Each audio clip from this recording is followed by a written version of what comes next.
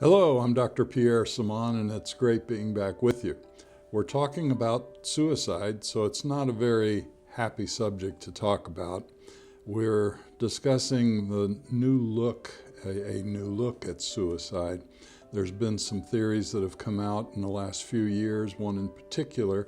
We'll be talking about that next time, but we're still into understanding some of the things that have been going on, and that really we're not being told. I don't believe we're being told. I frequently watch the news. I don't hear a lot of this stuff on the news. I read a lot. I don't read a lot of this stuff in much of the material, yet this is going on out there. Suicide is increasing. Almost everybody I know knows someone or has been affected in some way by a suicide. We spoke about it last time. We gave some descriptions about suicide, and there's certainly so much more to talk about regarding those things. But let me first just give a little word of caution. This is not a happy subject to talk about. Maybe that's why you don't hear a lot about it. So what we're going to talk about today, and maybe some of the pictures, I have just a few pictures, but maybe some of these things can be upsetting if you're very sensitive.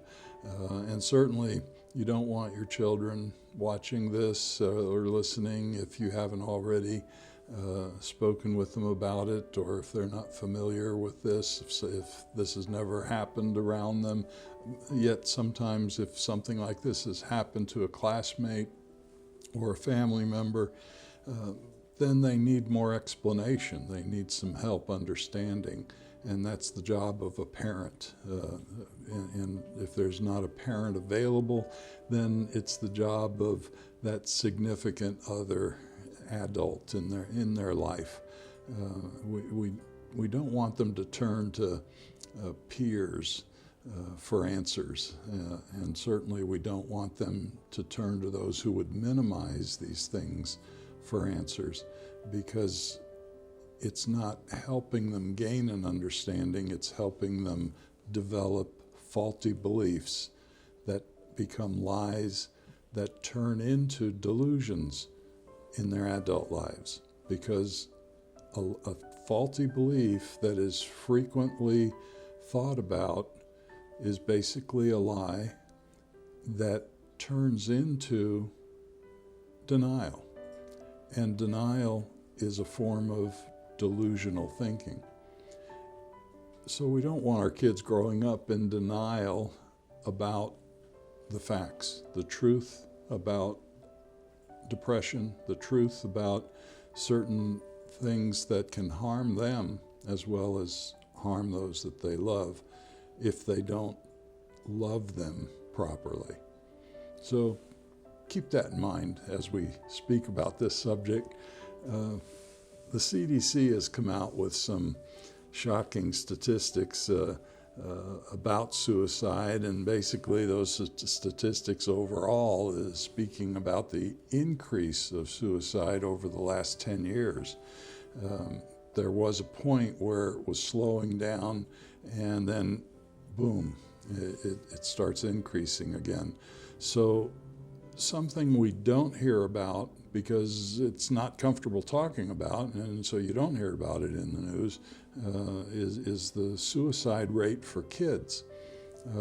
This is a subject that, it's, well, this makes us uncomfortable, let's not think about it. Nearly tripled the suicide rate for kids in the last 10 years. Listen, I don't have words to explain this. I don't have words to make this any easier. Tripled. 10 to 14-year-olds. If you have a 10 to 14-year-old or someone even younger, what's going on? Oftentimes it's not coming from home. It may be coming from a bully at school, or it may be coming from some other factor that's going on. It may be coming from just chemical changes going on that can be addressed so quickly and so easily. Why is it tripling for children? What are they seeing on TV? What are they hearing from others? What's putting their mind in that direction?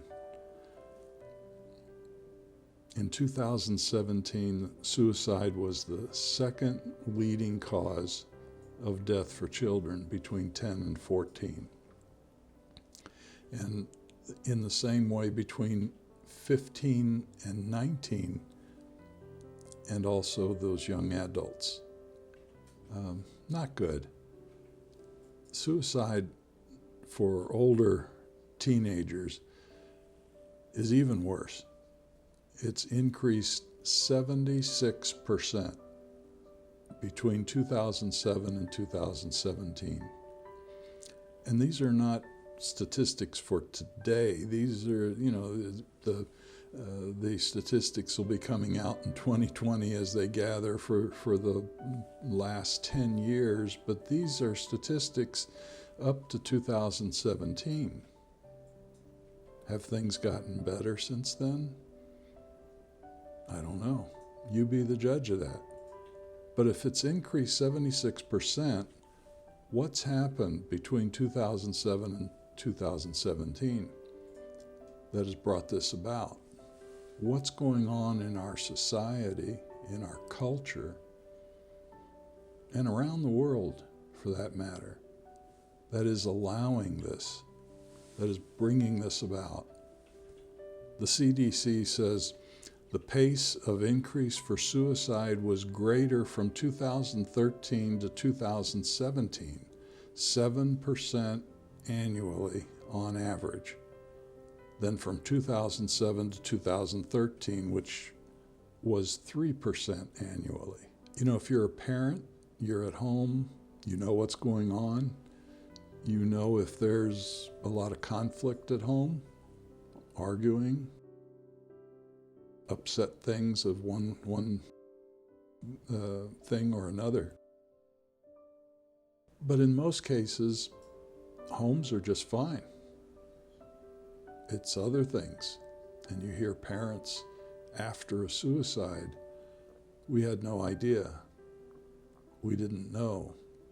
There was no warning. Most of the time, in my 30 years of Christian counseling, most of the time there are warnings, but they can be very subtle. And many times we're so busy as adults because costs are going up, finances are getting tighter. Certainly we're in a better economy today than we were back then. But we worked hard to take care of our kids and raise our families. We developed a work mentality or a task mentality to get it done. And in doing so, we're buying the books, we're buying the needs for our children, for our family. We're trying our best to make a good home. Yet that personal connection, that interpersonal relationship with our children or our wives or husbands is being sacrificed in order to have these things that we think we need. In some cases we do need. It's that personal sacrifice of connectedness that is many times causing us to miss the warning signs, and many times causing us to not hear what our children are saying, to not see what they're doing. We need that connectedness. And if we look at society today, when compared to even 20 years ago, there's a lot of stuff going on that's saying you can do what you want. Just don't hurt anybody. Be yourself. Do what feels right, and that'll make you more genuine. Is that working? Look at the facts. Let's just look at the facts. If it's not working, then go back to what was working or change it somehow in a more positive way. It used to be when I was growing up, right was right, wrong was wrong, good was good, bad was bad. There was a separation. It was easy to know right from wrong. It was easy to do what was right, good, morally right or acceptable, and recognize, oh, that's not good. That's immoral. Now, I'm talking from a minister's point of view, a Christian counselor's point of view, a spiritual point of view. When we look at God, we see clarity. We see right and wrong. We see that definition, and there's a clear barrier there that pulls those good and bad things apart. And the Bible teaches us, follow the good, follow God, follow that standard of doing right, and good things will come out of it. The Bible might say the fruit, you'll develop fruit. And fruit, of course, as you know, it tastes good and is good. But if you do these other things that will harm you or harm others, because eventually those things that are there do harm you and harm others, then bad comes out of it. Nothing good comes out of it. And what's happened then? This has kind of come together. It's confusing now. Maybe not for us older folks, maybe not for many of you adults, but what about the children who are coming into this world, where you may have come into this world? And the children coming into this world are confused. They don't know what is right, what is wrong, what is good, what is bad. Everything is getting muddied. And the confusion then brings about whatever it may bring about. It brings about confusion, certainly. It brings about more experimentation. It brings about more of a desire to follow the group, to follow the peers, to follow the Pied Piper, whoever that may be in your life. Maybe it's someone you know. Maybe it's a peer. Maybe it's a authority figure. The waters are muddied. And where are they going to get clarity? Where are they going to recognize there is a difference? Good is beneficial for them. And I'm looking at it from my perspective, certainly. You may have a different perspective. But when good happens, good comes out of it. It's easy to see. When bad happens, if you are being honest, it's easy to see. More confusion, more depression, more upset, more chaos, more conflict. and so on. And to me, it's not clearer than it's made even clearer when we look at the comparison of suicide in our youth with sexuality and abortion. When compared to sexually abstinent females, the American College of Pediatrics said that sexually active adolescent females were found to be 3 times as likely to report being depressed.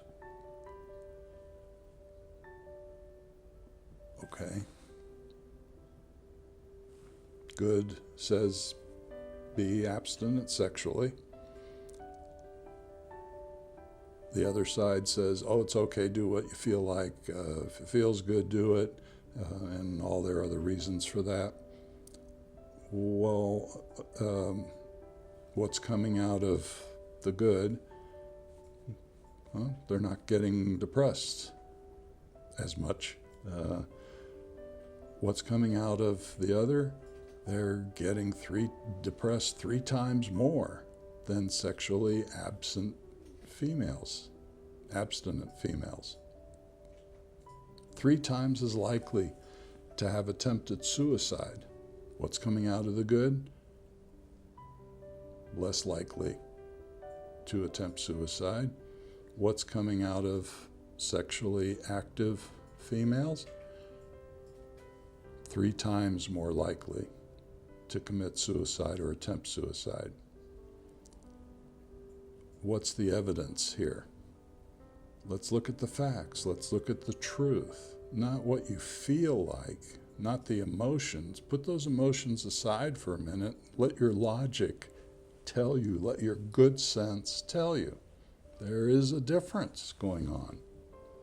That muddiness is now being separated when you take your emotions away and you look at the facts, the truth.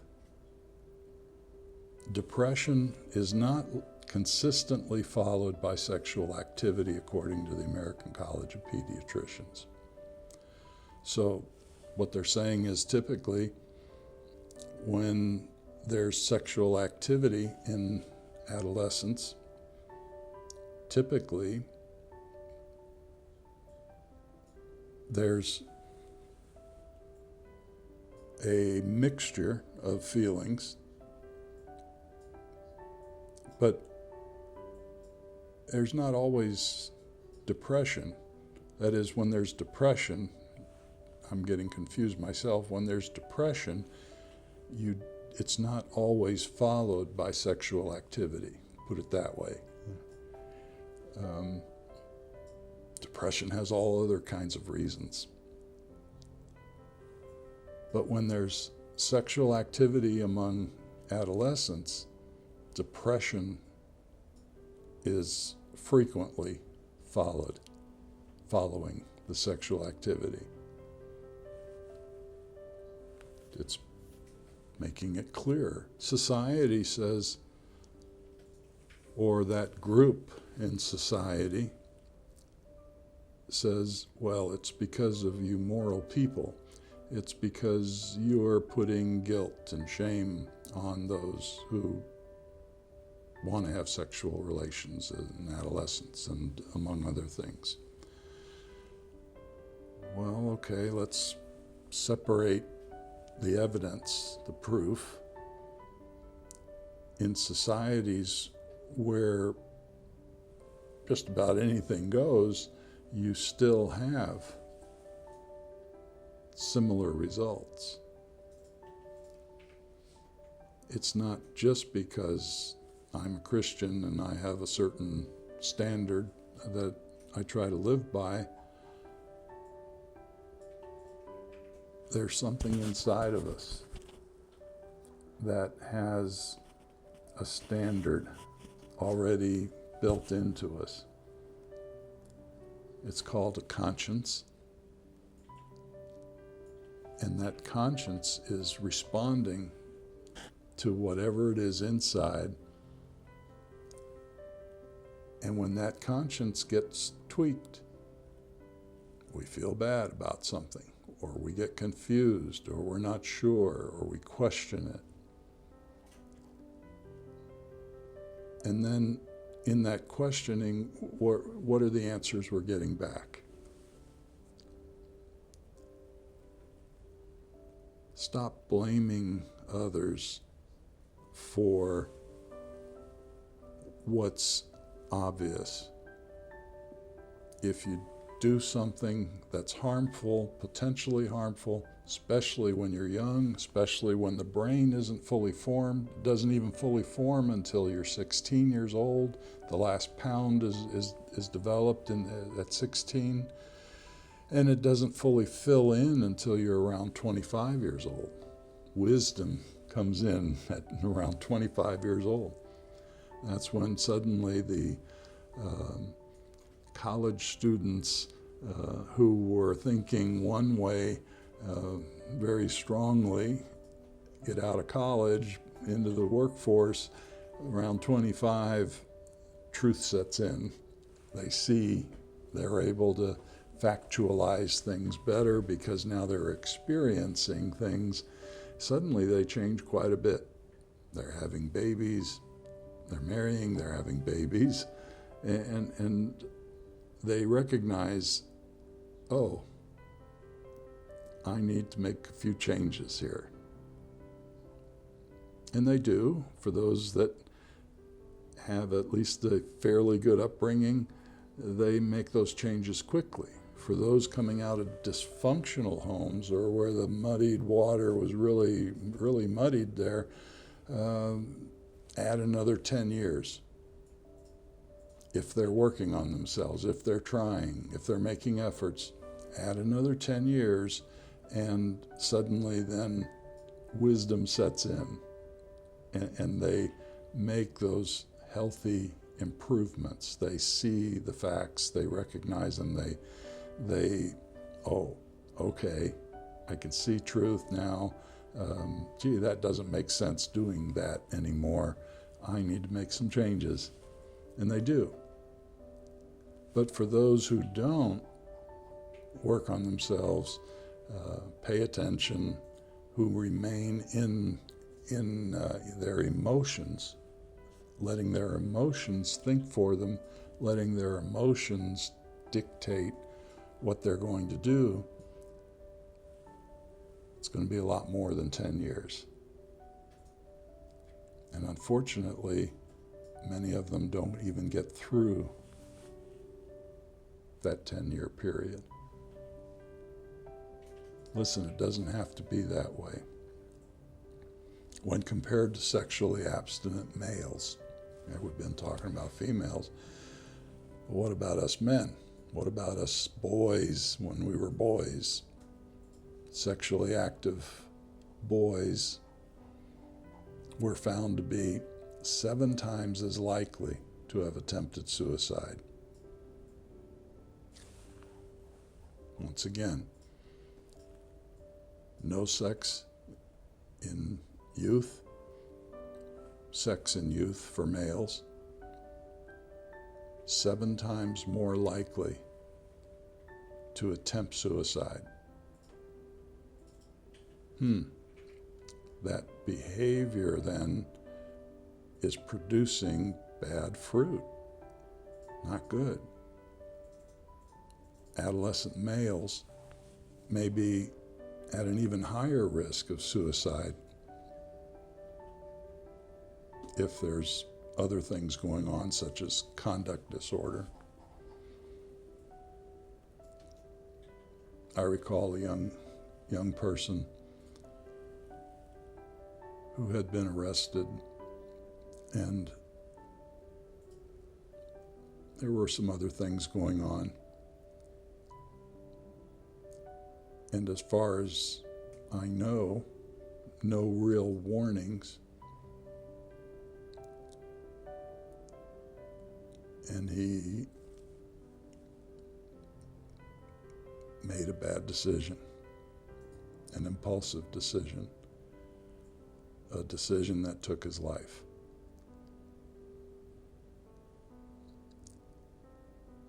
Let me say this about that. It hurts everybody. It's never one person's fault.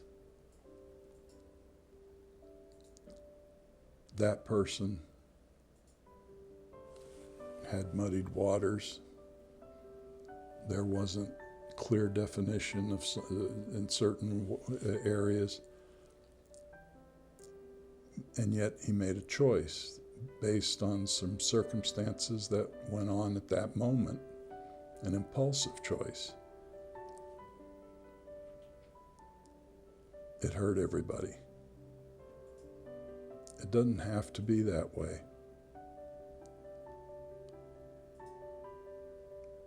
You're not to blame if your child has attempted or committed suicide. Others are not to blame. It's a choice that that youth has made, but they're not to blame either. There's a little mix of everything going on. And oftentimes within that mix, there's muddied waters.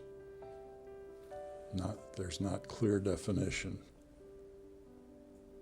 And when I say clear definition, when I'm talking about good, I'm talking about love also. Because we have those who do good, but there's no love there. There's no unconditional love. There's judgment. There's harshness. There's criticism. Well, suddenly the muddied water comes back because where there's clearness, there's love. There's kindness, goodness, patience, and so on. And we can't do that alone. We need something else to help us to be a little more consistent with that. And from a Christian counselor's perspective, that's God. That's the Holy Spirit within us. When we believe in Jesus Christ, the Bible tells us God's Spirit comes into us and helps us with our conscience, helps us with our thoughts, our decisions, or perceptions of things, to help separate the muddy things, making it clearer. But most importantly, seeing things with love. And unfortunately, there's a little too much harshness going on out there, judgment going on. Let's speak the truth and let's demonstrate the truth.